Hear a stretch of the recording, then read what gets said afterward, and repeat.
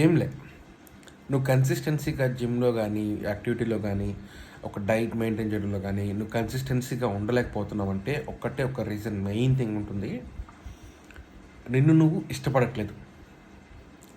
ఒకటి చెప్తా, గుర్తుపెట్టుకో. నిన్ను నువ్వు ఎలా ఫీల్ అవ్వాలో తెలుసా?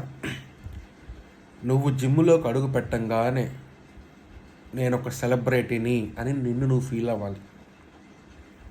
రెండోది, నువ్వు వర్కౌట్ చేస్తూ ఒక్కొక్కసారి మిర్రర్లో చూసుకున్నప్పుడు చిన్నపిల్లలు అద్దంలో చూసుకొని మురిసిపోతారు తెలుసా? వాళ్ళకేం తెలుసు వాళ్ళు అందంగా ఉన్నారా లేరా అనేసి. అలాగ నిన్ను నువ్వు చూసుకొని మురిసిపోవాలి. మూడోది, ఎప్పుడైతే ఒక సెలబ్రిటీ లాగా నిన్ను నువ్వు ట్రీట్ చేస్తావో ఆటోమేటిక్గా నువ్వు మంచి ఫుడ్ తింటావు, మంచిగా యాక్టివిటీ చేస్తావు, మంచిగా బతుకుతావు.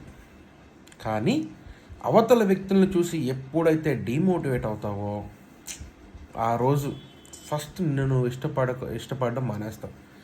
సో యాక్టివిటీ ఆపొద్దు, కన్సిస్టెన్సీగా ఉండండి.